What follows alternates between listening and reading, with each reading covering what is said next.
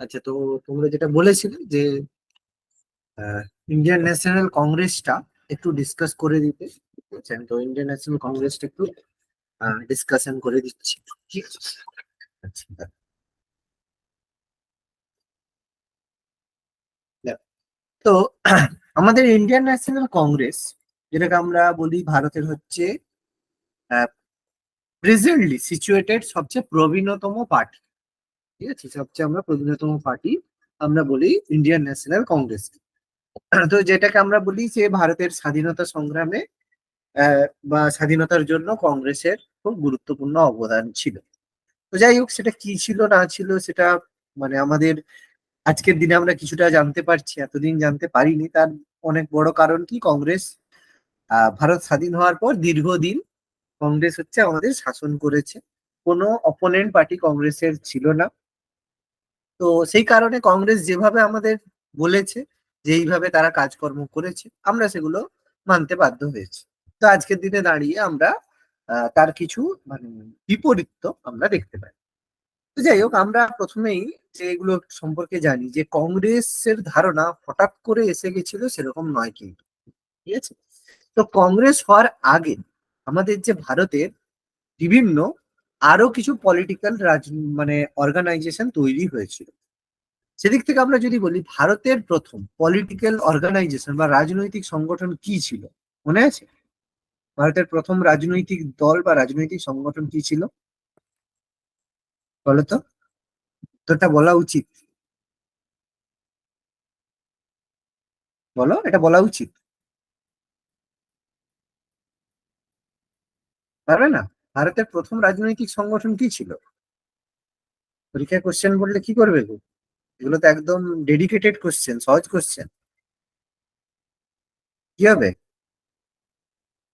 শুনতে পাচ্ছ তো? ভারত সভা। না, অ্যান্সার হচ্ছে জমিদার সভা। মনে পড়ছে কি? জমিদার সভা। হ্যাঁ স্যার। জমিদার 1838। সভা, একদম 1838। বাবু, ওই জন্য কি ব্যাপারটা জানো তো? তুমি জমিদার সভা বলার সাথে সাথে তুমি সাল বললে, কিন্তু তুমি জমিদার সভার নামটা তোমার ওটা যে হবে সেটা নেই। এটা হচ্ছে কি বলতো, পড়াশোনার বা ইতিহাসকে ভুল পড়ার গাফিলতি। যেভাবে ইতিহাসটা তোমরা পড়েছো এইভাবে ভুল পড়েছো, সেই কারণে তোমাদের কি হচ্ছে, আইডিয়া নেই যে জিনিসটা কি, কিন্তু তার সঙ্গে ইনফরমেশন গুলো মনে আছে। বুঝতে পারছো? তো যাই হোক, এই যে 1838-এ এটা ছিল ভারতের প্রথম রাজনৈতিক সংগঠন, এবং এটা প্রতিষ্ঠিত হয়েছিল কোথায়? কলকাতায়। ঠিক আছে, এবং কলকাতা আমাদের কিন্তু মানে সব থেকে রাজনৈতিক দিক থেকে সবচেয়ে জনপ্রিয়, বা আমরা যদি মানে কোনো রাজনীতির যে যদি জন্মস্থান আমরা বলি, সেটা কিন্তু আমাদের কলকাতা। ওকে, তো এটা ফাউন্ডেশন করেছিল, আমাদের ফাউন্ডার কে ছিল বলতে পারবে? জমিদার সভার প্রতিষ্ঠাতা মনে পড়ে? দ্বারকানাথ ঠাকুর। একদম, প্রিন্স দ্বারকানাথ ঠাকুর, রাধাকান্ত দেব। ঠিক আছে, দ্বারকানাথ ঠাকুর, মেনলি দ্বারকানাথ ঠাকুরের মানে উদ্যোগ ছিল, তার সঙ্গে রাধাকান্ত দেব। ঠিক আছে, রাধাকান্ত দেব। হুম, আর তার সাথে সাথে প্রসন্ন কুমার ঠাকুর, এরাও ছিল। তো এই জন্য আমাদের যে প্রসন্ন কুমার ঠাকুর, এ কিন্তু জমিদার সভার প্রথম সম্পাদক ছিল। ফাউন্ডার বললে দ্বারকানাথ ঠাকুর বলবো, সম্পাদক যদি বলি সেটা হচ্ছে প্রশান্ত কুমার ঠাকুর। সরি, প্রসন্ন প্রসন্ন কুমার ঠাকুর। হুম, প্রসন্ন কুমার ঠাকুর কিন্তু এর সম্পাদক ছিল, এটা কিন্তু মনে রাখতে হবে। Okay? তো যাই হোক, স্যার স্যার বলো বলো। আমাদের তো হুম, শিবাজিটা এখন স্কিপ করা আছে মনে হয়। শিবাজিটা তো মনে হয় সম্ভবত আমাদের পড়ানো হয়নি মনে হয়। শিবাজি পড়াইনি তোমাদের? আমার তো আমি কি ক্লাস করিনি মনে হয়। জানি না, আমার বাকিরা মনে বলো তো। পড়ছে না এই মুহূর্তে ঠিক। বাকিরা কি না জানে হলে জানি আমি না। করিয়ে দেবো, কোনো অসুবিধা নেই, আমার রেডি করাই শিবাজিটা মনে আছে হয়, শিবাজি। না না, শিবাজিটা আমার মনে হয় স্কিপ করা আছে। হ্যাঁ, শিবাজিটা হয়নি আমার মনে হয়। আচ্ছা, বলো না গো, পুতুল দি হয়েছিল নাকি?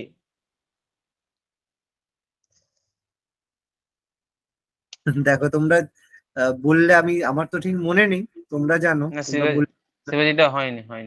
আচ্ছা ঠিক আছে, আমি ওইটাই পরের বাকি দিন আছে। তাহলে শিবাজিটা, ঠিক আছে, শিবাজিটা আমি পরের দিন করিয়ে দেবো, অসুবিধা নেই। যেটা আছে বলবে, আমি করিয়ে দেবো। এই যে তোমরা বললে কংগ্রেসের কথা, ওই জন্য আমি কংগ্রেস করিয়ে দেবো, কোনো সমস্যা নেই। তো প্রসন্ন কুমার ঠাকুর প্রথম সম্পাদক ছিল, পরের দিন শিবাজি হবে। আচ্ছা, তো এইভাবে, আর এই সময়টা কি ছিল এর আগে 1838-এর এই সময়টা? 38 থেকে 85 মোটামুটি এই সময়টাকে আমরা কি বলি, সভা ও সমিতির যুগ। আশা করি মনে আছে। তো জমিদার সভা এইভাবে তৈরি হলো। তারপরে ব্রিটিশ ইন্ডিয়ান অ্যাসোসিয়েশন কবে হয়েছিল মনে আছে? ব্রিটিশ ইন্ডিয়ান অ্যাসোসিয়েশন 1851, মনে পড়ছে?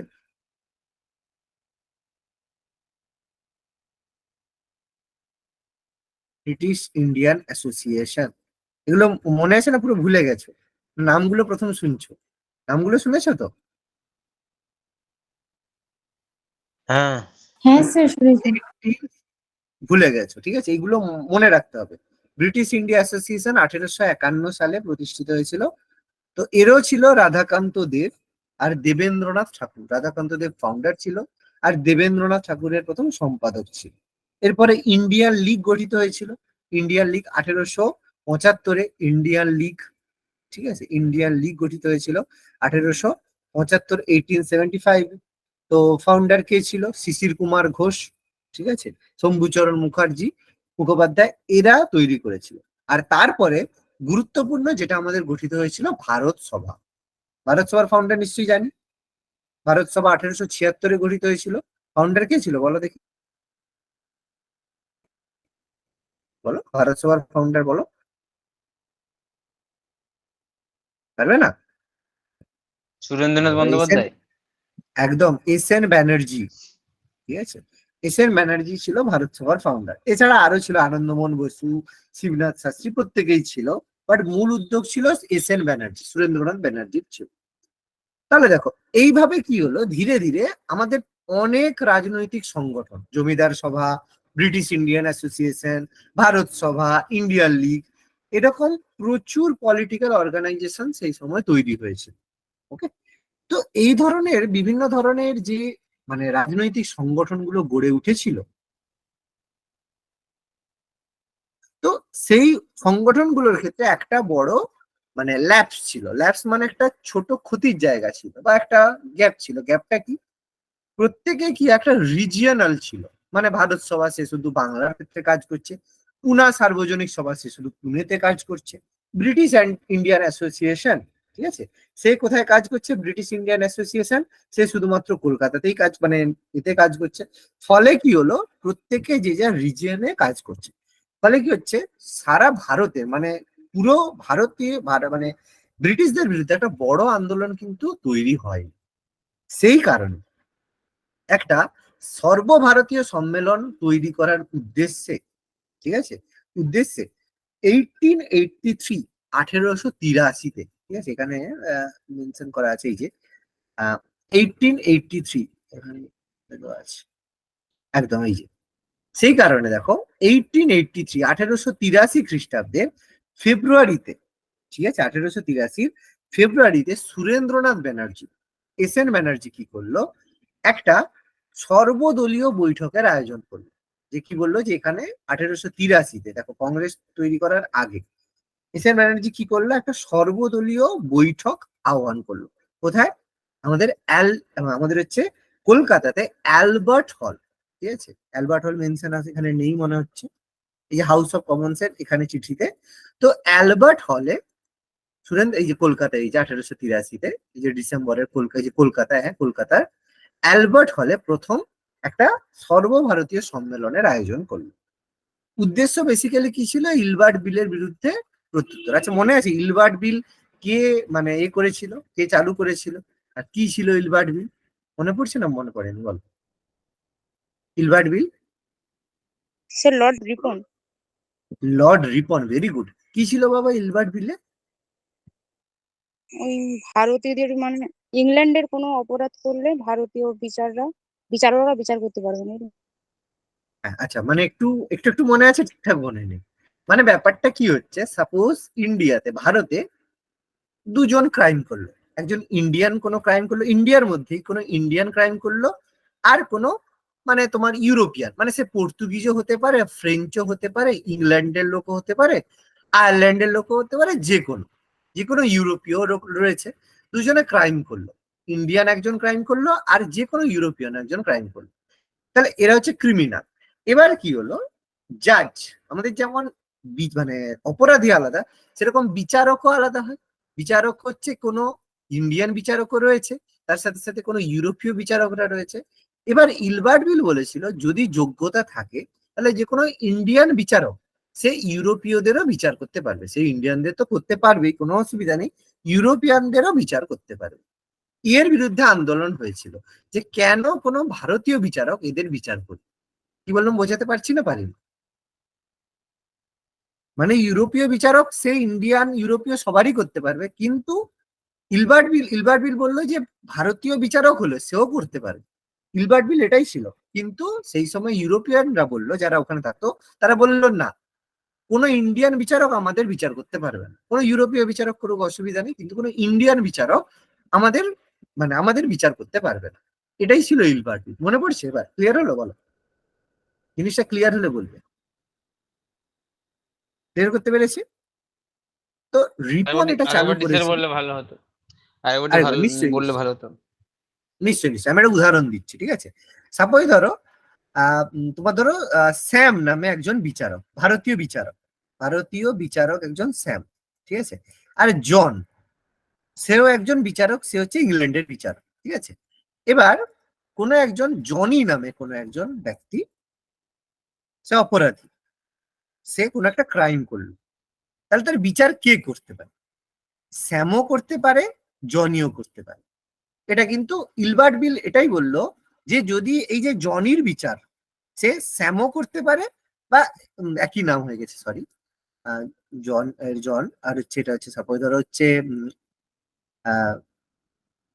চার্লস, ঠিক আছে, আমরা চার্লস বললাম, চার্লসের বিচার স্যামও করতে পারবে, জনিও করতে পারবে। ইলবার্ট বিল এটা বললো। কিন্তু চার্লস বললো যে না, আমার বিচারক শুধু জনিই করতে পারবে, কারণ জনি হচ্ছে বিদেশি বিচারক, ইন্ডিয়ান বিচারক স্যাম করতে পারবে না। কেন? কারণ আমরা স্যামের আমাদের স্যামের ভারতীয়দের উপর আমরা হচ্ছে রুল করছি, তাহলে ভারতীয় কোনো বিচারক আমার করতে পারবে না। ইলবার্ট বিল বলেছিল যে চার্লসের বিচার এরা দুজনেই করতে পারে। এবার ক্লিয়ার হলো? বলো, ক্লিয়ার করতে পেরেছি? বুঝে গেল না গেল নি? বল হ্যাঁ স্যার। কার্তিক, বুঝতে পেরেছো? সমস্যা আছে, আমি আপনার কথাটা শুনতেই পাইনি, এখান থেকে একটু চাপে আছি। কি কিছু বল। আচ্ছা, তুমি হ্যাঁ কি স্যার ঠিক আছে। কথা কথা শুনতে পাওনি? না না, আসলে এই বাড়িতে একটু খুব চাপে আছি, একটু আসছে। উফ, ও আচ্ছা আচ্ছা আচ্ছা আচ্ছা, তাহলে দেখো সেটা আমি কি বলবো বলো। চলে চলে গেছে আচ্ছা চলে যাই, গেছে চলে গেছে। ওকে। আচ্ছা, আমি আরেকবার বলে দিচ্ছি, শুনে নাও। যে চার্লস নামের একজন অপরাধী, সে হচ্ছে ইংল্যান্ডের লোক বা পর্তুগালের লোক, যে কোনো একটা দেশের লোক, যে কোনো বিদেশি লোক। সে যদি অপরাধ করে, তার শাস্তি স্যাম নামে ভারতীয় বিচারক আর জনি নামে ইউরোপীয় বিচারক দুজনেই করতে পারবে। এটা ইলবার্ট বিল বলছে, ঠিক আছে? ইলবার্ট বিল এই কথাটা বলছে। কিন্তু চার্লস বলছে যে না, আমার বিচার শুধুমাত্র জনি করতে পারবে, স্যাম করতে পারবে না। কেন? কারণ স্যাম একজন ভারতীয়। এবার বোঝা গেছে ইলবার্ট বিল কি ছিল? ঠিক আছে। ওকে। তো মানে এর ভারত বিরুদ্ধে ভারত ইউরোপীয়রা, ভারতীয়রাই ভারতীয়রাই বিচার করতে পারবে, এটাই ইলবার্ট বিলের মেন হ্যাঁ, উদ্দেশ্য। ইলবার্ট বিল ঠিক ছিল যে ভারতীয় বিচারকরা কোনো ইউরোপীয়দের বিচার করতে পারবে না, কোনো ইউরোপীয় যে ক্রিমিনাল বা অপরাধীর বিচার ভারতীয় কোনো বিচারক করতে পারবে না, ঠিক আছে? ইলবার্ট বিল বলেছিল করতে পারবে, কিন্তু তারা বললো যে তারা বললো যে না, করবে না। এই জন্য রিপন বাধ্য হয়েছিল ইলবার্ট বিলটাকে তুলে নিতে। রিপন তো সবাইকে সমান চোখে দেখতো, সেই কারণে সে ভালো বিল এনেছিল। কিন্তু ওখানকার যারা ইউরোপীয়রা ছিল তারা আন্দোলন করলো, সেই জন্য ইলবার্ট বিলটাকে তুলে নেওয়া হয়েছে। এবার ক্লিয়ার হয়েছে? হ্যাঁ হ্যাঁ হ্যাঁ হ্যাঁ। Okay? তো এই ইলবার্ট বিলের বিরুদ্ধে আন্দোলন হচ্ছিল। তো সেই আন্দোলনটা কোন জায়গায় যাবে বা এই সংক্রান্ত আলোচনার জন্য, ঠিক আছে, এরপর সরকার বিভিন্ন দমন নীতি করেছিল। তো এইগুলো আলোচনা করার জন্য সুরেন্দ্রনাথ ব্যানার্জি 1883-তে 1883-তে একটা সর্বভারতীয় সম্মেলন করেছে কলকাতাতে। সমস্ত দলের মেম্বারদেরকে ডেকেছিল, ডেকে বলছে যে তোমরা এসে এটা নিয়ে, এটা সম্পর্কে আলোচনা করার জন্য বলা হলো 1883-তে। ভালো কথা, কোনো সমস্যা নেই, সবাই এলো, আলোচনা হলো। এবং আলোচনার ভিত্তিতে, এবং ইংরেজরা তখন আমাদের হচ্ছে ভাইসরয় কে ছিল? ভাইসরয় ছিল লর্ড ডাফরিন, ঠিক আছে, লর্ড ডাফরিন ছিল। তো লর্ড ডাফরিন দেখলো যে যদি এরকম একটা, এই যে আলোচনার ভিত্তিতে যদি এরকম একটা সংগঠন গড়ে উঠে যায়, একটা অল ইন্ডিয়া মানে সর্বভারতীয় সম্মেলন যদি তৈরি হয়ে যায়, সেটা ব্রিটিশদের কাছে একটু ডেঞ্জার হবে। কারণ তারা যেটা চাইছে, সর্বভারতীয় সম্মেলন হলে ব্রিটিশরা কি হবে, ব্রিটিশদের বিরুদ্ধে একটা স্ট্রং পলিটিক্যাল অর্গানাইজেশন তৈরি হয়ে যাবে সর্বভারতীয়। সেই কারণে তখন হচ্ছে কি হলো, আমাদের যে লর্ড ডাফরিন একটু আতঙ্কিত হলো। তখন সে কি করলো, ডাকলো অ্যালেন অক্টেভিয়ান হিউমকে। তো বাবা হিউম কে ছিল? হিউম ছিল সেই সময় একজন অবসরপ্রাপ্ত ব্রিটিশ সিভিলিয়ান, মানে একজন হচ্ছে সিভিল সার্ভেন্ট ছিল এবং তিনি হচ্ছেন রিটায়ার্ড করেছেন। তো তাকে ডাকলো, তাকে ডেকে বললো যে দেখো, ভারতীয়রা তো এটা চাইছে যে তাদের একটা পলিটিক্যাল অর্গানাইজেশন, তো তারা যদি তৈরি করে নেয়, দেখো তাহলে আমাদের জন্য ডেঞ্জার হবে, আমাদের জন্য সমস্যাজনক হবে।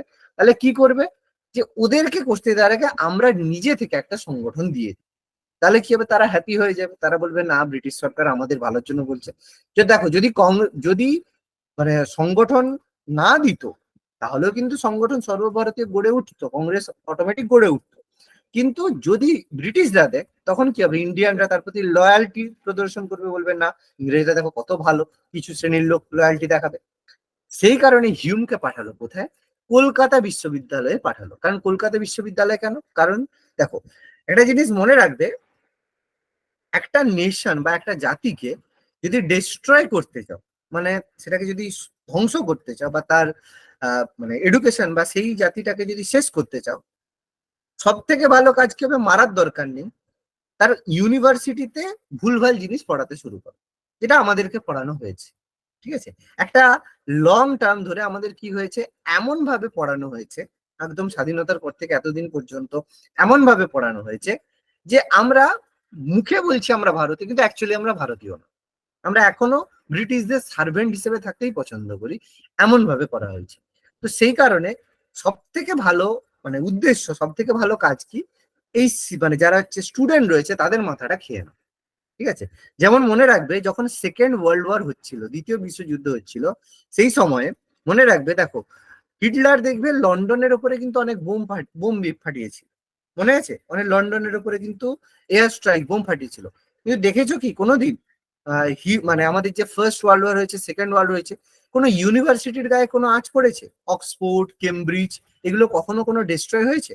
কখনো কোনোদিন ডিস্ট্রয় হয়নি। শুধু ইন্ডিয়াতেই হয়েছে কি মুসলিম ইনভেটাররা ডিস্ট্রয় করেছে, কিন্তু বিদেশে কখনো, তারা ভালোভাবেই জানতো যে একটা ইউনিভার্সিটি ডিস্ট্রয় করা মানে আমাদের যে এডুকেশনকে কয়েকশো বছর পিছিয়ে নিয়ে যাওয়া।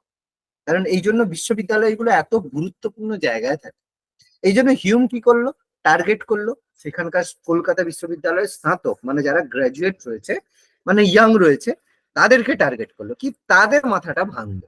কিভাবে মাথাটা খাবে, যে তাদেরকে বললো যে দেখো, তোমাদের তো একটা সংগঠনের দরকার রয়েছে, স্নাতকদেরকে বললো তোমাদের তো একটা সংগঠন, খোলা চিঠি দিয়েছিল, এখানে মেনশন একটু বলা আছে যে একটা চিঠি প্রকাশ করেছিল, ওপেন চিঠি প্রকাশ করেছিল।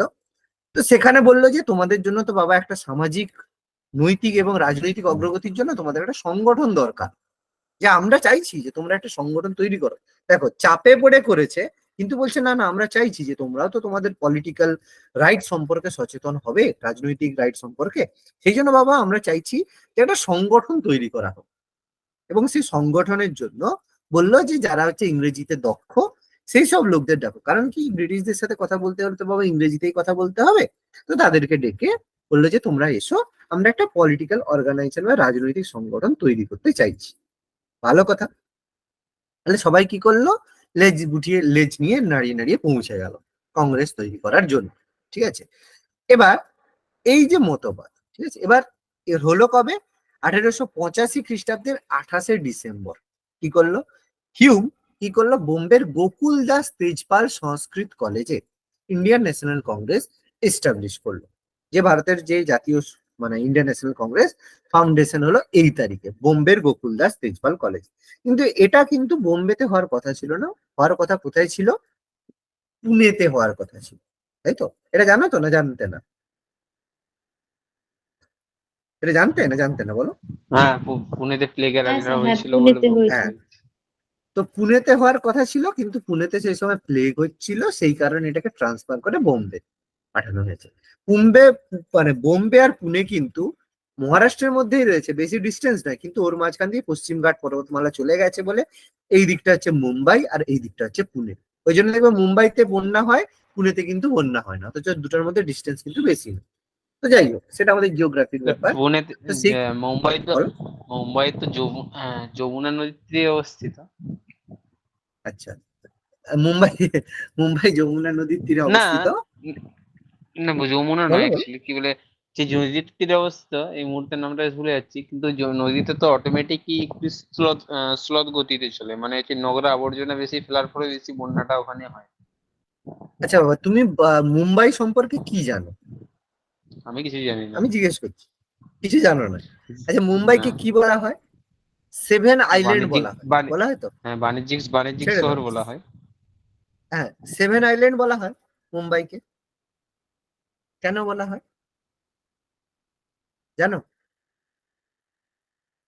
জানো? তাহলে আমি তোমাকে একটু একটা জিনিস দেখিয়ে দিই, বুঝতে পারছো না পারো?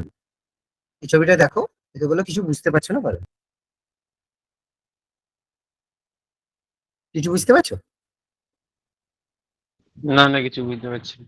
এটা সমুদ্রের বিফোর, উপরে এটা দ্বীপ তৈরি। বিফোর কোন হচ্ছে থেকে ছিল এইরকম 7টা আলাদা আলাদা দ্বীপ? হ্যাঁ, এই দেখো, ওয়ার্লি, পারেল, মাহিম, মাজাগাঁও, বোম্বে, লিটল কোলাবা আর কোলাবা, এরকম 7টা আইল্যান্ড ছিল, দ্বীপ ছিল সমুদ্রের মাঝখানে, এরকম 7টা দ্বীপ ছিল।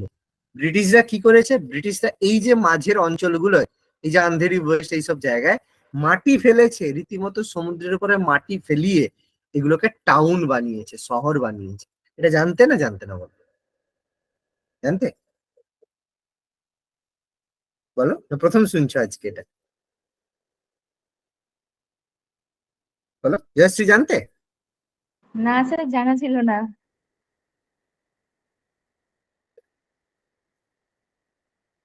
কার্তিক, এটা জানতে না জানতে না বলো? না স্যার। তাহলে দেখো, এটা এটা হচ্ছে ব্যাপার। এটা হয়তো প্রথম আজকে শুনছো, এই জন্য তোমাদের পুরো সুন্দর করে আমি দেখিয়ে দিলাম। মুম্বাই অ্যাকচুয়ালি এরকম 7টা আইল্যান্ড ছিল, দ্বীপ ছিল। ল্যান্ড তৈরি হয়েছে তার একটাই কারণ, যে এটাকে, এই জায়গাটা এতটাই গুরুত্বপূর্ণ, এই জন্য ব্রিটিশরা এখানে মাটি ফেলিয়ে একটা শহর তৈরি করেছে। ওকে, এই যে দেখো, এটা হচ্ছে মুম্বাইয়ের হচ্ছে ম্যাপ। তাহলে এর মধ্যে দেখো মুম্বাই সিটি আছে, দেখো এই যে ধারে, এইখানে আছে দেখো থানে, এদিকে আছে দেখো পুনে। কালার সম্পূর্ণ এদিকটা আলাদা, এই যে রত্নাগিরিস, এর মাঝখান দিয়ে গেছে পশ্চিমঘাট পর্বতমালা। সেই কারণে মুম্বাইতে বৃষ্টিপাত হয় কেন? আমাদের যে, মানে এদিক থেকে যে দক্ষিণ পশ্চিম মৌসুমী বায়ু যাচ্ছে, তার কারণে কি হয়, প্রতিবাদ ঢালে বৃষ্টিপাত হয়। এদিকে বৃষ্টিপাত হয়, আর এদিকে হয় না। এই জন্য দেখো মুম্বাইতে বৃষ্টি হয়, পুনেতে কিন্তু হয় না। বুঝতে পারলে? ক্লিয়ার হলো? বলো, ক্লিয়ার করতে পারছি না পারি না? বোঝা গেল? বলো আর আর বলো বলো, কি বলছো বলো। আর একবার বলে দিন এই জায়গাটা। কোনটা? কি বললেন, এটা প্রতিবার ঢালে কেটে গেল তো, বুঝতে পারলাম। আচ্ছা আচ্ছা, কেটে আচ্ছা, আমি বলছি দেখো। দেখো, আমাদের পশ্চিমঘাট পর্বতমালা আছে, জানি। সেটা গিয়েছে কোন জায়গা দিয়ে? তার যে প্লেস, পশ্চিমঘাট পর্বতমালা গিয়েছে এইরকম পোর্শন দিয়ে, পশ্চিমঘাট পর্বতমালা গিয়েছে। এবার আমাদের যে মৌসুমী বায়ু, সেটা কোন দিক থেকে আসে? মৌসুমী বায়ু আসে এদিক থেকে, এরকম ভাবে মৌসুমী বায়ু এন্টার করে। তাহলে যখন মৌসুমী বায়ু এন্টার করে কোনো পর্বতের, কি হয়, যেদিকে ধাক্কা পায় সেখানে তো প্রচুর বৃষ্টিপাত হয়, আর বিপরীত দিকে কি হয়, বৃষ্টির ছায় অঞ্চল তৈরি হয়। কারণ উল্টা দিকে দেখো বৃষ্টির ছায় অঞ্চল হয়। ওই জন্য দেখবে যত বন্যা হয় সব মুম্বাইতে হয়। পুনেতে কখনো শুনেছো বন্যা হতে? হয় না, কারণ মাঝখান দিয়ে পশ্চিমঘাট পর্বতমালা গিয়েছে। বুঝতে পারলাম? ক্লিয়ার হলো? হ্যাঁ স্যার। ওকে, এই কারণে পুনেতে হওয়ার কথা ছিল, মুম্বাইতে হলো, যেটা আমরা ডিসকাস করলাম। তো হলো, এখানে প্রথম অধিবেশন হলো। এবার এই যে জাতীয় কংগ্রেসের প্রতিষ্ঠার পেছনে কিছু থিওরি বা তত্ত্ব বলা হয়, যেমন প্রথম হচ্ছে সেফটি ভালভ থিওরি। তো what is safety valve theory? Safety valve হচ্ছে কি, আমাদের যখন কোনো কিছু দেখবে, প্রেসার কুকারে কি হয়, যখন কোনো চাপ বেশি বেড়ে যায়, তখন কি হয়, আমরা হচ্ছে সেই চাপটা রিলিজ করার জন্য পরে সিটিটা তুলে দিই। তো এই সময় অ্যালেন অক্টোভিয়ান হিউম কি করেছিল, যে ব্রিটিশ বিরোধী প্রচুর আন্দোলন হচ্ছিল, সেই জন্য অ্যালান অক্টাভিয়ান হিউম কি করেছিল, ভারতীয়দের ব্রিটিশ বিরোধী ক্রমবর্ধমান ক্ষোভটাকে প্রশমিত করার জন্য, কারণ এর আগে একটা হয়েছে যেটা তারা প্রত্যেকেই পরিচিত, মহাবিদ্রোহ, 1857 সালের মহাবিদ্রোহ। এত বড় গন্ডগোল বানিয়েছিল, লাস্ট পর্যন্ত বাধ্য হলো ইস্ট ইন্ডিয়া কোম্পানিকে সরিয়ে মানে রানীর শাসন ব্যবস্থা নিয়ে আসতে বাধ্য হয়েছিল। তাহলে সেই জিনিসটাকে, মহাবিদ্রোহের মতো ঘটনাকে আর রিপিট করার রিস্ক ব্রিটিশরা নিতে চায়। সেই জন্য কি হয়েছিল, ডাফরিন কি করেছিল, কংগ্রেস প্রতিষ্ঠার জন্য হিউমকে বলেছিল, এবং সেখান থেকে কংগ্রেস প্রতিষ্ঠা করেছিল হিউম। উদ্দেশ্য এটাই ছিল, জনগণের ক্ষোভ যাতে বিস্ফোরণ না হয়ে একটা নিয়মতান্ত্রিক পথে চালিত হয়, অর্থাৎ প্রেসার যেটা ছিল সেই প্রেসারটাকে কম করার জন্য কংগ্রেস প্রতিষ্ঠা হয়েছিল। আর হিউমের জীবনীকার আমরা জানি, সে হচ্ছে উইলিয়াম ওয়েডারবার্ন। উইলিয়াম ওয়েডারবার্ন আমাদের জাতীয় কংগ্রেসের শেষ ব্রিটিশ সভাপতি ছিল, দ্বিতীয় ব্রিটিশ সভাপতি আর শেষ ব্রিটিশ সভাপতি ছিল উইলিয়াম ওয়েডারবার্ন। আমি একটু পরে লিস্ট অবশ্যই আলোচনা করব। তিনি এটাকে জোরালো করেছেন, ঠিক আছে।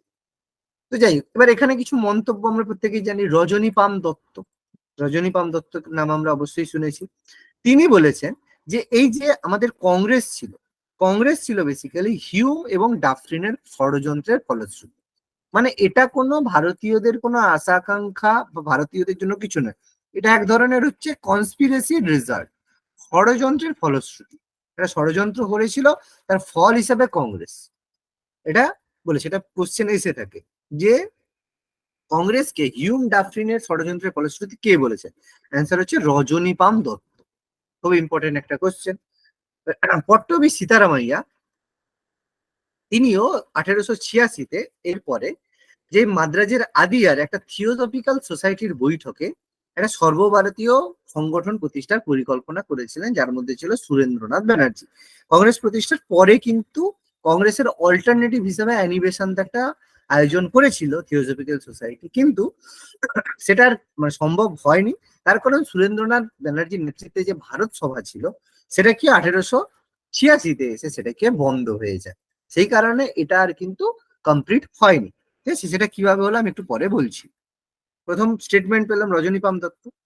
ডক্টর বিপিন চন্দ্র পাল, আমরা জানি লাল বাল পালের মধ্যে বিপিন চন্দ্র পাল, তো সেটা আমরা একটু আগে ভারত সভার কথা বললাম। 1876 সালে এস এন ব্যানার্জি, সুরেন্দ্রনাথ ব্যানার্জি ভারত সভা গঠন করেছিল, যেটা 1884-তে যে জাতীয় সম্মেলনের থেকে প্রতিষ্ঠিত বলা হয়। এটা কিছু না, এটা আমি অলরেডি বলে দিয়েছি। তো যাই হোক, এটা কিছু নয়। তো যাই হোক, দেখো তাহলে কংগ্রেস প্রতিষ্ঠা হয়ে গেল, সবাই হ্যাপি হয়ে গেল। এবার কংগ্রেসের নাম দিয়ে দেওয়া হলো ইন্ডিয়ান ন্যাশনাল কংগ্রেস, ঠিক আছে। এবার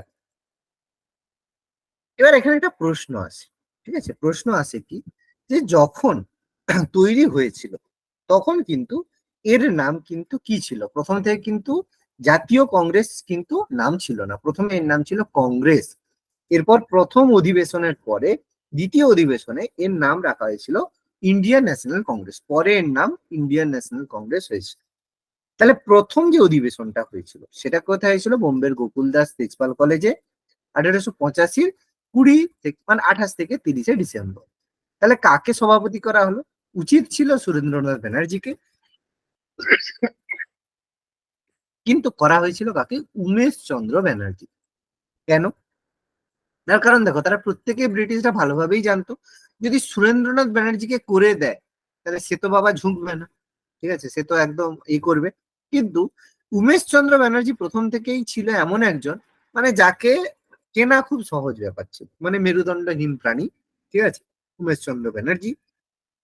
সেই কারণে তাকে প্রপোজাল দেওয়া হলো, বাবু তুমি হবে আমাদের ক্যাপ্টেন, তো তোমাকে সভাপতি করা হবে, তুমি থাকবে আমাদের মেন লোক। অর্থাৎ সুরেন্দ্রনাথ ব্যানার্জিকে সাইড লাইন করে দেওয়া হলো প্রথম অধিবেশনে। প্রথম অধিবেশনে কি হলো? 9টা প্রস্তাব গৃহীত হয়েছিল। কি ছিল? আইনসভাতে ভারতীয় সদস্যদের নিয়োগ, ভারতে আইসিএস পরীক্ষা চালু করা, এক্সেট্রা এক্সেট্রা। এখানে 72 জন ব্যক্তি এই অধিবেশনে অংশগ্রহণ করেছিল। তো যাই হোক, এবার তৈরি হয়ে গেল, প্রথম অধিবেশন হয়ে গেল, কোনো সমস্যা নেই, ভালো ব্যাপার। প্রথম অধিবেশনে 72 জন ডেলিগেট অংশগ্রহণ করেছিল।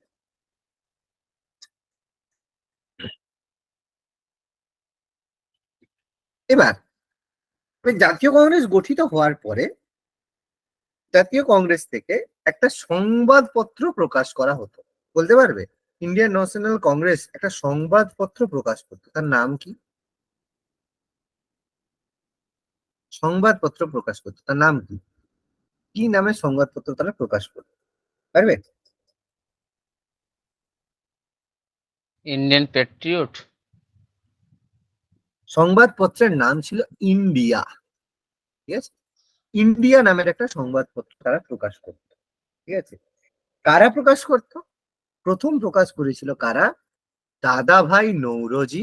ঠিক আছে, দাদাভাই নৌরোজি আর উমেশ চন্দ্র ব্যানার্জি। প্রথম অধিবেশন থেকে এই পত্রিকা প্রকাশিত হতো। ঠিক আছে, আর এই যে জাতীয় কংগ্রেসের আগের নাম ছিল, বলতে পারবে প্রথমে ইন্ডিয়ান ন্যাশনাল কংগ্রেসের আগের নাম কি ছিল? এর নাম আগে ছিল Indian national union. Indian national union. প্রথমে ইন্ডিয়ান ন্যাশনাল কংগ্রেস ছিল না, প্রথমে নাম ছিল ইন্ডিয়ান ন্যাশনাল ইউনিয়ন। পরে এর নাম হয়েছে, এখান থেকে নাম হয়েছে ইন্ডিয়ান ন্যাশনাল কংগ্রেস। এবার এই নামটা কে দিয়েছিল? আইএনইউ থেকে আইএনসি নামটা কে দিয়েছিল? জাতীয় কংগ্রেস নামটা দিয়েছিল দাদা ভাই নৌরোজি। এই কোশ্চেনটা এসে থাকে যে কংগ্রেসের নামকরণ কে করেছিল? ইন্ডিয়ান ন্যাশনাল ইউনিয়ন থেকে ইন্ডিয়ান ন্যাশনাল কংগ্রেসের নামকরণ কে করেছিল? দাদাভাই নৌরোজি, দ্বিতীয় অধিবেশন, সেকেন্ড সেশনে। ওকে, এটা মাথায় রাখবে। ওকে, তো এর নাম আগে ইন্ডিয়ান ন্যাশনাল ইউনিয়ন ছিল, তারপর এটা ইন্ডিয়ান ন্যাশনাল কংগ্রেস হয়েছে। তো এর নাম দিয়েছিল কি? আমাদের দাদাভাই নৌরোজি। আশা করি মাথায় থাকবে। আচ্ছা, এবার এখানে একটা প্রশ্ন আছে, সেই প্রশ্নটা কি? এই প্রশ্নগুলো দেখো, মাথায় রাখবে, এই প্রশ্নগুলো খাতায় নোট করবে, কারণ সবকিছু নোটসে থাকবে না, কিছু জিনিস বাইরে থাকবে যেগুলো আমি ডিসকাস করব। যে একটা কোশ্চেন আছে যে প্রথম যে ন্যাশনাল কংগ্রেস, এই যে ন্যাশনাল কংগ্রেস, এই কথাটা প্রথম কোথায় ব্যবহার করা হয়েছে? ন্যাশনাল কংগ্রেস নামটা প্রথম কোথায় ব্যবহার করা হয়েছে? এনি আইডিয়া, বলতে পারবে? ন্যাশনাল কংগ্রেস প্রথম কোথায় ব্যবহার করা হয়েছিল? প্রথম প্রকাশিত হয়েছিল বেঙ্গলি পত্রিকা। বেঙ্গলি পত্রিকা কে সম্পাদক কে ছিল বাবা? বলো, বলা উচিত। দেখো তোমাদের পারবে না? বেঙ্গলি পত্রিকার সম্পাদক কে ছিল?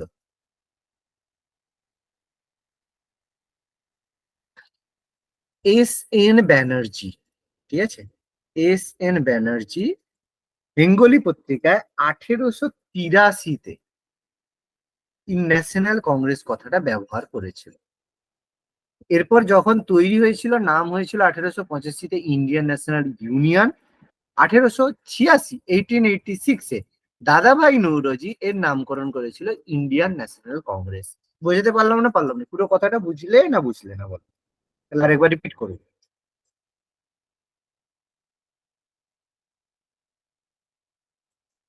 বুঝতে পেরেছো?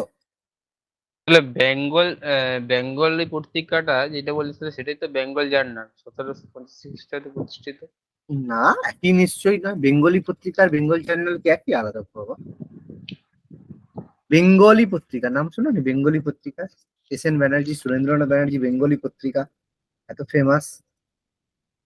তাহলে পত্রিকাগুলো আমাকে তোমাদের পড়িয়েছিলাম মনে হয়, কোন পত্রিকা কবে প্রকাশিত হয়েছিল, কোথা থেকে, কি ব্যাপার পড়িয়েছিলাম না একটা? হ্যাঁ স্যার, পড়িয়েছিলেন। তাহলে সেখানে তো বাবা সব মেনশন করা আছে, তাহলে দেখতে হবে না? তো যাই হোক, এখানে কি হলো, প্রথম এটা সেখান থেকে সুরেন্দ্রনাথ ব্যানার্জি প্রথম মেনশন করেছিল 1883-তে। 1885-তে ইন্ডিয়ান ন্যাশনাল ইউনিয়ন নাম হলো, দাদাভাই নৌরোজি 1886-তে নাম করলো ইন্ডিয়ান ন্যাশনাল কংগ্রেস। তাহলে সেকেন্ড সেশন হলো পরের বছর 1886। 1886-তে দ্বিতীয় অধিবেশন হলো, সভাপতি করা হলো কাকে? দাদাভাই নৌরোজিকে। কোথায়? কলকাতা, অবশ্যই আমরা প্রত্যেকেই জানি। প্রথমটা বোম্বে, তারপরে কলকাতা। এখানে প্রথমবার কি হলো, ন্যাশনাল কনফারেন্স, অর্থাৎ জনসাধারণকে যোগদানের অনুমতি দেওয়া হলো। পরীক্ষায় আসে জাতীয় কংগ্রেসের কোন অধিবেশনে প্রথম ন্যাশনাল কনফারেন্স হয়েছিল, মানে জনসাধারণকে যোগদান করতে দেওয়া হয়েছিল, এই যে ন্যাশনাল কনফারেন্স হলো। এখানে কি হলো, প্রথম সংবিধান সংস্কারের প্রস্তাব গৃহীত হয় এবং ভারত সভা, যেটা তৈরি করেছিল এস এন ব্যানার্জি, সেটা জাতীয় কংগ্রেসের সাথে যুক্ত হয়ে গেল। ব্যাস, গল্প শেষ। আর কোনো মানে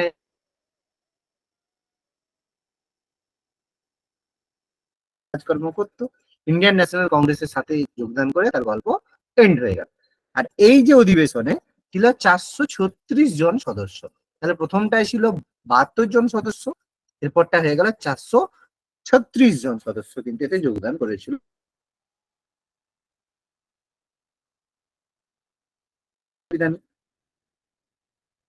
এবার তৃতীয় অধিবেশন, এবার এখান থেকে এরপরে দেখো আমরা লিস্ট এখানে দেখো, এই যে 436 জন সদস্য, এবার আমাদের পুরো তালিকা রয়েছে, পরপর করতে হবে, আমি বলে দিচ্ছি কি কি করতে হবে। তাহলে প্রথম অধিবেশন হলো 1885, কোথায় হলো? বোম্বেতে হলো। সভাপতি উমেশচন্দ্র ব্যানার্জি, পাশে 2 লেখা আছে, অর্থ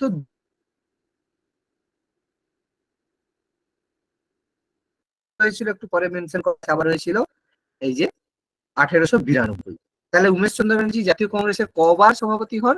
2বার। ওই জন্য পাশে দেখো আমি 02 করে মেনশন করে দিয়েছি। তাহলে এটা পরীক্ষার সময় যখন নোটস পড়বে তখন এটা মাথায় রাখবে যে কতবার হয়েছে। ব্যাস, ক্লিয়ার। তাহলে প্রথম অধিবেশনে কতজন সদস্য ছিল? 72 জন সদস্য ছিল। বাকি ডিটেলস বললাম। দ্বিতীয়টা হলো 1886-তে, কোথায়? কলকাতাতে। দাদাভাই নৌরোজি সভাপতি হয়েছিল। সে কতবার হয়েছিল? 3বার হয়েছিল। দাদাভাই নৌরোজি 3বার হয়েছিল। 1896-তে হয়েছিল, তারপর হয়েছিল কবে? 1893-তে হয়েছিল। আর কবে হয়েছিল দাদাভাই নৌরোজি?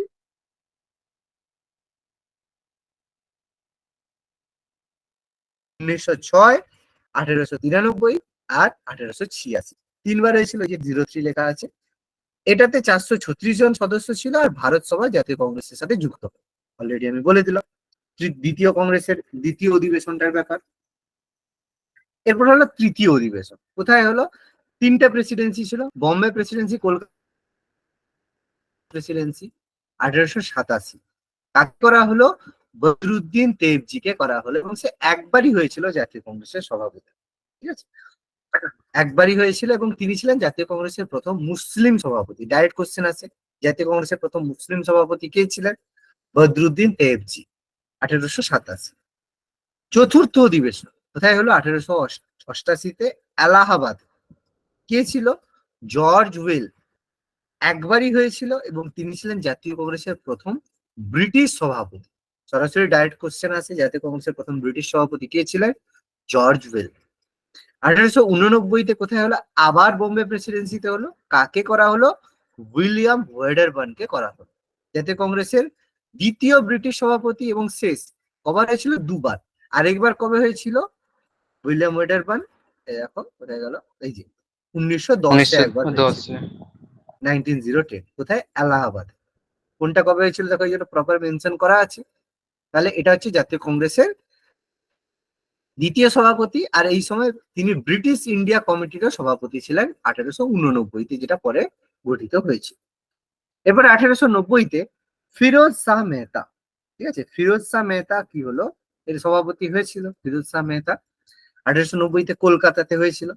তারপর নাগপুরে 1891-তে হলো পি আনন্দ চাল্লু, পান্নাপক্কম আনন্দ চাল্লু বা পি আনন্দ চাল্লু।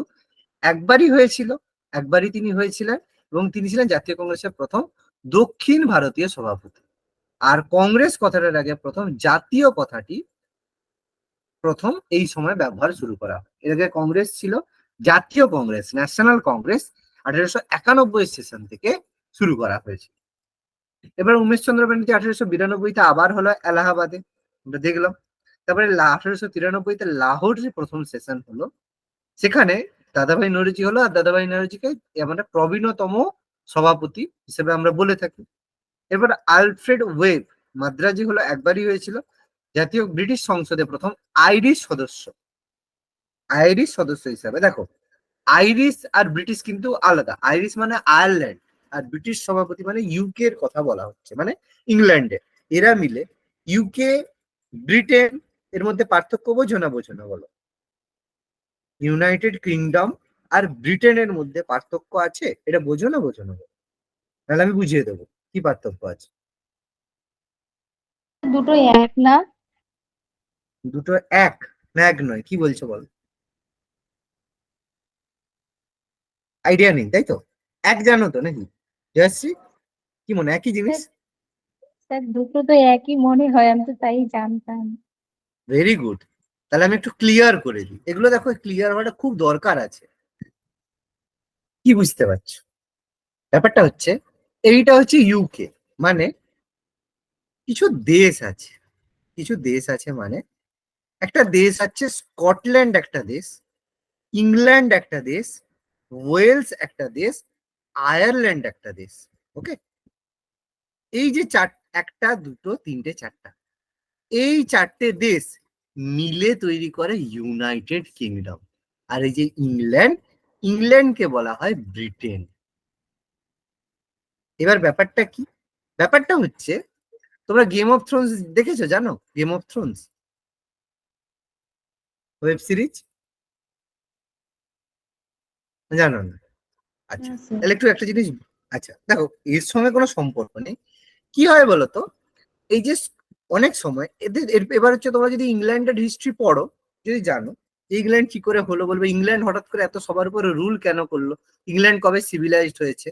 মানে দেখলে মনে হবে এত তোমাদের মানে বাজে লাগবে না যে এরকম একটা মানে যাচ্ছে তাই জায়গা আমাদের উপরে প্রত্যেক সারা পৃথিবীকে রুল করলো, আর আজকে সারা পৃথিবীর গন্ডগোলের জন্য এরা দায়ী। ইউকে হচ্ছে ইউনাইটেড কিংডম, বা ইউকে মানে হচ্ছে এর মধ্যে ব্রিটেন একটা দেশ, আয়ারল্যান্ড একটা দেশ, ওয়েলস একটা দেশ, আর স্কটল্যান্ড একটা দেশ। এরা আলাদা আলাদা দেশ নিজেদের মধ্যে চুক্তি করে ইউনাইটেড কিংডম গঠন করে। তার মানে ইউকে মানে পুরো নয়, ইউকে মানে এদের সংগঠন। যেমন আমরা যদি আজকে ইউএসএ বলি, America, United states of America. USA কি? ইউএসএ মানে হচ্ছে ইউনাইটেড স্টেটস, মানে নর্থ আমেরিকা, সাউথ আমেরিকা মিলিয়ে হচ্ছে ইউনাইটেড স্টেটস অফ আমেরিকা। এবার সাউথ আমেরিকার মধ্যে একটা দেশ আছে ব্রাজিল, একটা দেশ আছে আর্জেন্টিনা, একটা দেশ আছে চিলি, এবার একটা দেশ আছে আমাদের হচ্ছে তোমার ধরো টেক্সাস, একটা দেশ হচ্ছে কানাডা। সব মিলিয়ে তৈরি করে বাবা USA, United states of America. মানে আলাদা আলাদা দেশ, কিন্তু এদের মধ্যে চুক্তি আছে যে এদের মধ্যে মিলিটারি একটাই থাকে, একটা সংঘ গঠন করে, একটা সংঘ। ঠিক আছে, একটু পার্থক্য আছে, মানে এদেরকে বলা হয় ফেডারেশন, এদেরকে বলা হয় কি ফেডারেশন বলা হয়। ইউএসএ, আমেরিকা একটা ফেডারেশন, ব্রিটেন একটা ফেডারেশন, কিন্তু বাবা ইন্ডিয়া কি? ইন্ডিয়া হচ্ছে বাবা ইউনিয়ন অফ স্টেটস। কি পার্থক্য? পার্থক্য বুঝতে পারবে? ইউনিয়ন অফ স্টেট হচ্ছে ইন্ডিয়া, কি পার্থক্য জানো? রাষ্ট্রগুলো পৃথক হতে পারবে না, কিন্তু এরা অটোমেটিক পৃথক হতে পারবে। হ্যাঁ, ব্যাপারটা হচ্ছে, যদি একটা একদম সাদা মাঠা তোমাদের এক্সাম্পল দিই বুঝে যাবে। একটা ঘর বানালে, ঠিক আছে, ঘর বানাতে গেছো, ইটের উপর ইট দিয়ে একটা দেওয়াল মানে একটা ঘরের একটা দেওয়াল বানালে, ভালো কথা। আরেকটা দেওয়াল বানালে ইটের উপর ইট দিলে, দিয়ে সেটার উপরে মাঝখানে সিমেন্ট দিলে। আরেকটা ঘর বানালে ইট দিলে, মাঝখানে সিমেন্ট দিলে, আর চাইলে প্লাস্টার করলে। এর মধ্যে কোনটা টেকসই হবে আর কোনটা ইজি হবে? 3 নম্বরটা। 3 নম্বরটা। তাহলে প্রথম আমাদের বলা হয় কনফেডারেশন, 2 নম্বর হয় ফেডারেশন, আর নাম্বার লাস্টেরটা হয় ইউনিয়ন অফ স্টেট। মানে ইন্ডিয়া হচ্ছে ইউনিয়ন অফ স্টেট, মানে একদম ঢালাই করা জিনিস, মানে ইন্ডিয়া থেকে কেউ বেরিয়ে আলাদা হতে পারবে না।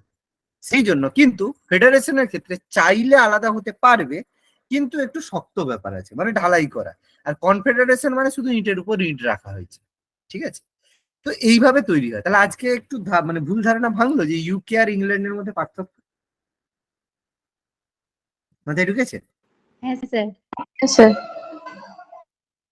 তারপর দেখো, সুরেন্দ্রনাথ ব্যানার্জি 1895, দেখো 1895, এস এন ব্যানার্জি কবে হলো? 1895-তে এসে প্রথম সভাপতি হলো। দেখো 10 বছর পরে আসল লোক পেলো একবার চান্স। কবার হয়েছিল? দুবার হয়েছিল। সুরেন্দ্রনাথ ব্যানার্জি 1895-তে হয়েছিল, আর কবে হয়েছিল? 1902-তে হয়েছিল, 1902। দুবার হয়েছে। এবার 1896 session, very very important, Kolkata অধিবেশন। কি হয়েছিল? রহিমতুল্লাহ সাহানি, এখানে প্রথম বন্দে মাতরম গানটা গাওয়া হয়েছে। কে গেয়েছিল বলতে পারবে বন্দে মাতরম গানটা আমাদের? রবীন্দ্রনাথ। একদম রবীন্দ্রনাথ টেগোর। ঠিক আছে, এরপর 1897-তে অমরাবতীতে হলো, শঙ্কর নারায়ণ হলো একবার। তারপর মাদ্রাজে আনন্দমোহন বসু। তারপর হচ্ছে 1898, 1999 রমেশচন্দ্র দত্ত, চন্দ্রভারকার, এরা সব একবার একবার হয়েছিল। দীনেশ ওয়াচা, 1903-এ লালমোহন ঘোষ। এবার দেখো একটা জিনিস প্রচুর ভুল করি, কি ভুল করি দেখো, প্রচুর ভুল হয় জায়গা, যে বঙ্গভঙ্গের সময় জাতীয় কংগ্রেসের সভাপতি কে ছিল। তখন মাথায় ঢুকে বঙ্গভঙ্গ 1905 হয়েছিল। কোশ্চেনটা কেমন হবে, বঙ্গভঙ্গের সময় জাতীয় কংগ্রেসের সভাপতি কে ছিল, 1905 খ্রিস্টাব্দে জাতীয় কংগ্রেসের সভাপতি কে ছিল। বলবে স্যার একই উত্তর, না একই উত্তর নয়। বঙ্গভঙ্গের সময় সভাপতি ছিল হেনরি কটন, আর জাতীয় কংগ্রেসের মানে যখন অধিবেশন হয়েছিল তখন ছিল গোপাল কৃষ্ণ গোখলে। বলবে স্যার কি ব্যাপার, একটু ভালো করে ভাঙফোড় করে বলুন, তাহলে আমরা বুঝতে পারবো। দেখো 1904 যখন ডিসেম্বরে সেশন হয়, তারপরে বঙ্গভঙ্গ কবে হলো, 1905 জুলাইতে ঘোষণা করা হয়, হলো অক্টোবরে। পরের সেশন কবে হলো, 1905 ডিসেম্বরে। ডিসেম্বরে যখন হয় তখন গোপাল কৃষ্ণ গোখলে ছিল। তার মানে 1904 ডিসেম্বর থেকে 1905 ডিসেম্বরের মধ্যে সভাপতি কে ছিল, হেনরি কটন ছিল। কারণ এটা ডিসেম্বরে হয়েছে আর এটাও ডিসেম্বর, তার মাঝখানে বঙ্গভঙ্গ হয়েছে অক্টোবর মাসে, আমি অক্টোবরটাই কনসিডার করছি যখন হয়েছিল, তাহলে তখন ছিল হেনরি কটন। তাহলে এটা যেন উত্তর ভুল না হয়, বঙ্গভঙ্গের সময় সভাপতি ছিল হেনরি কটন, আর 1905 সেশন হয়েছিল কোথায়, বেনারসে, বারাণসীতে ছিল, যখন স্বদেশী আন্দোলন হয়। কারণ স্বদেশী আন্দোলন বঙ্গভঙ্গের পরে ঘোষণা হয়, 1906 স্বদেশী আন্দোলনটা তৈরি হয়, 1906 থেকে শুরু হয়, তখন ছিল Gopal Krishna Gokhale. 1906 session very very important. কি হয়েছিল, স্বরাজ শব্দটা প্রথমবার দাদাভাই নৌরোজি ব্যবহার করেছিল। স্বরাজ, ঠিক আছে, Swaraj the term first coined by Dadabhai Naoroji. যদিও স্বরাজ কথাটা প্রথম ছত্রপতি শিবাজী মহারাজ করেছিল, যে অ্যাজ এ পলিটিক্স, ইন্ডিয়ান পলিটিক্সে প্রথম দাদাভাই নৌরোজি ব্যবহার করেছিল। পরে এটাকে পপুলারাইজ করেছিল বাল গঙ্গাধর তিলক। তিলক এটা পরে পপুলারাইজ করে। এরপর আমাদের 1907 রাসবিহারী ঘোষ, আমরা জানি সুরাট স্প্লিট হয়েছিল, যার মাধ্যমে নরমপন্থী চরমপন্থী বিভেদ হয়েছিল, বিভক্ত হয়েছিল। থেকে আমরা জানি সুরাট বিচ্ছেদ হয়েছিল। তারপর 1908 সেশনে আবার রাসবিহারী ঘোষ হলো। 1909 সেশনে মদন মোহন মালব্য হলো লাহোর সেশনে। এই সময় কংগ্রেস তার সংবিধান গ্রহণ করেছিল, কংগ্রেসের, ভারতীয় সংবিধান নয়, কংগ্রেসের সংবিধান গ্রহণ হয়েছিল। 1910 ওয়েড অ্যান্ড বার্ন, যেহেতু কংগ্রেসের শেষ ব্রিটিশ সভাপতি। 1911 session very very important, Kolkata session, Bishan Narayan Dar ছিল, জনগণমন গাওয়া হয়, এগেন রবীন্দ্রনাথ ঠাকুর। তারপর বাঁকিপুরে রঘুনাথ নরসিংহ মুধলকার, তারপর নবাব সৈয়দ মোহাম্মদ বাহাদুর, মাদ্রাজে ভূপেন্দ্রনাথ দত্ত, সত্যেন্দ্র প্রসাদ সিনহা পরপর হলো। খুব এগুলো গুরুত্বপূর্ণ নয়, জাস্ট মনে রাখা। এরপর গুরুত্বপূর্ণ সেশন আমরা জানি 1916-তে, ওটাই হলো লখনৌ সেশন, অম্বিকাচরণ মজুমদার।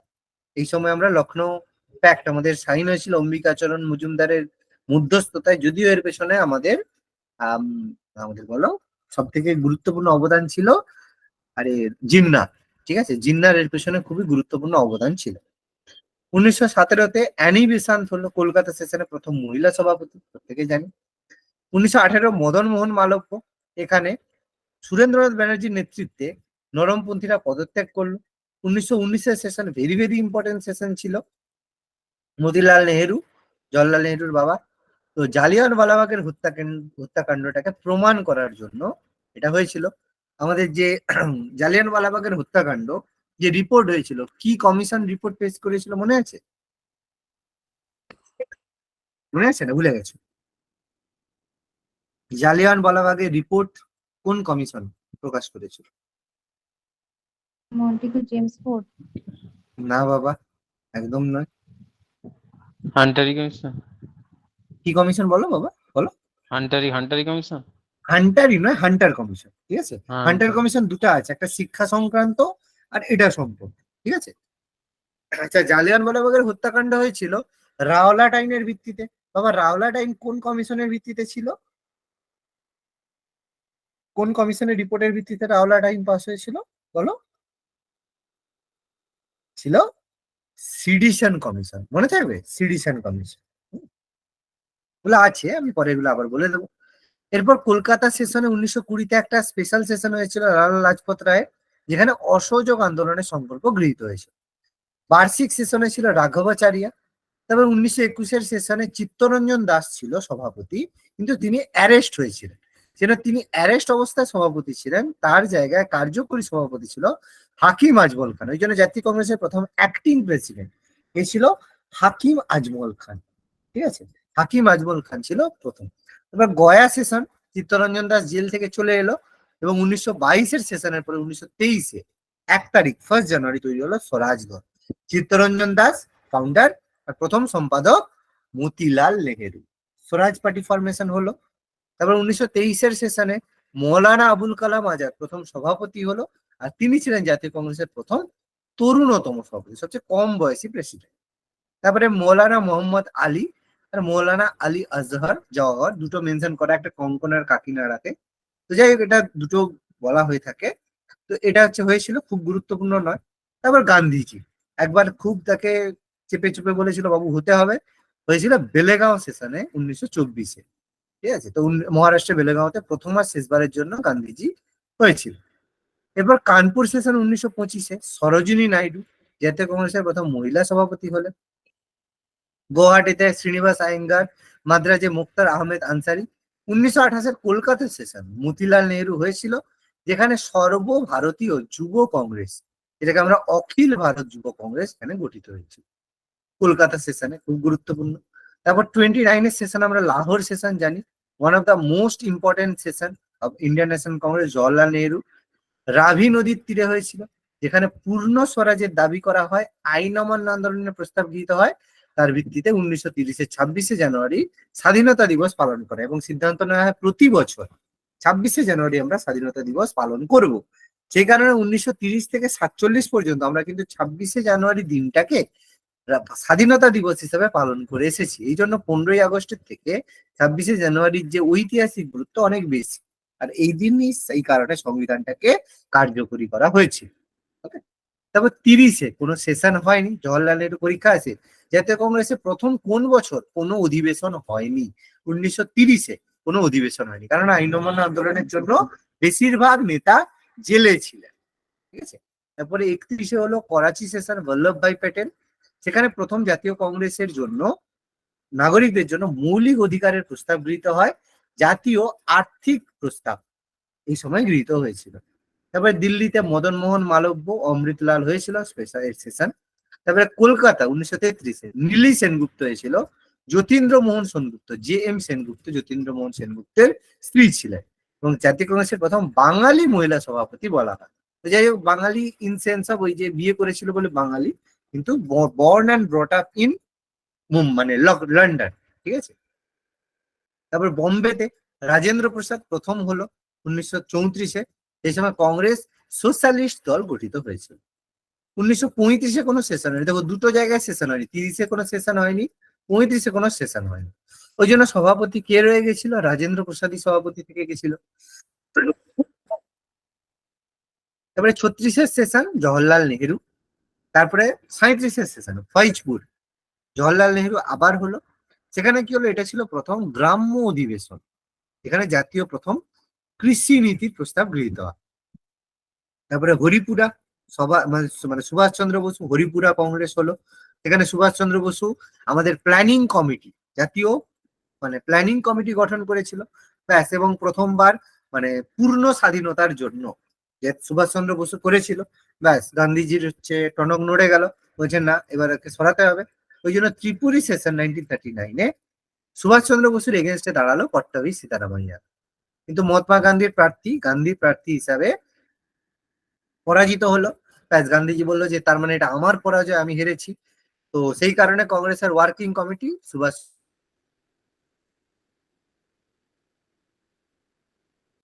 করে ফরওয়ার্ড ব্লক গঠন করতে হলো।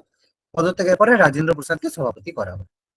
এরপর 1940-এ রামগড় সেশন হয়, যেখানে জাতীয় শিক্ষানীতি এবং জাতীয় শিল্পনীতি গৃহীত হয়েছে। 41 থেকে 45 আইন অমান্য আন্দোলনের সময় বেশিরভাগই জেলে ছিল।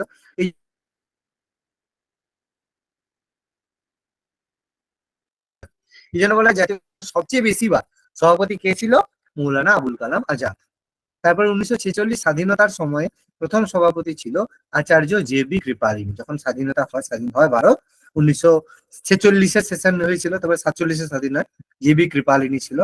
এরপরে 47 থেকে দিল্লিতে আবার রাজেন্দ্র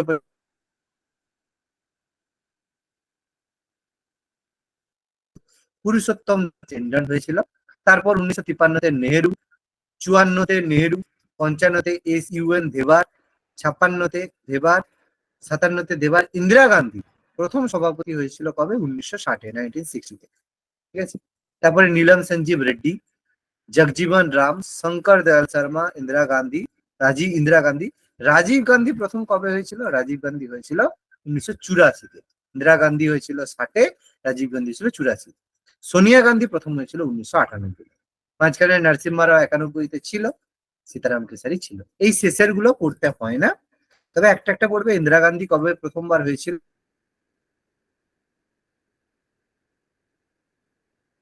সেশন গুলো। আর হচ্ছে 1950, এটা গুরুত্বপূর্ণ কেন? কারণ সংবিধান কার্যকরী হয়েছিল বলে, পুরুষোত্তম রায়। আর স্বাধীনতার সময় সভাপতি তো ইম্পর্টেন্ট অবশ্যই। সুভাষ চন্দ্র বসু কবে কবে হয়েছিল? 38-39 গুরুত্বপূর্ণ। তারপর আমাদের এই যে কি বলে, প্রথম বাঙালি নীলি সেনগুপ্ত ইম্পর্টেন্ট। 31-এর সভাপতি গুরুত্বপূর্ণ। ঠিক আছে। তারপর যুব কংগ্রেসের গুরুত্বপূর্ণ, সরোজিনী নাইডু জানি, গান্ধীটাও ইম্পর্টেন্ট। আর হচ্ছে তোমার প্রথম যে কার্যকরী সভাপতি হাকিম আজমল খান, জেলে। তারপর হচ্ছে এই যে প্রথম মহিলা সভাপতি অ্যানি বেসান্ট, লখনৌ চুক্তির সময় অম্বিকা চরণ মজুমদার। আর হচ্ছে তোমার হচ্ছে শেষ উইলিয়াম ওয়েডানবার্ন। 1907-এ কার সভাপতি হওয়া কেন্দ্র করে কংগ্রেস ডিভিশন হয়েছিল? রাসবিহারী ঘোষ, ইম্পর্টেন্ট, করতে হয়। তা স্বরাজ কথাটা প্রথম কোন অধিবেশনে ব্যবহার করা হয়েছিল? কলকাতা, দাদাভাই নৌরোজি। হেনরি কটন স্বাধীনতার সময় সভাপতি। তারপর হচ্ছে আমাদের প্রথম মালায়ালাম সভাপতি। বন্দে মাতারামের সময় সভাপতি, করতে হয়। সুরেন্দ্রনাথ ব্যানার্জি কবে হয়েছিল? 1995-তে, 1895-তে। বাকি দাদাভাই নৌরোজি প্রবীণতম, অ্যালফ্রেড ওয়েব আইরিশ সদস্য, আনন্দ চাল্লু। আর হচ্ছে প্রথম মুসলিম সভাপতি, প্রথম ব্রিটিশ সভাপতি। আর প্রথম দুটো তো পড়তেই।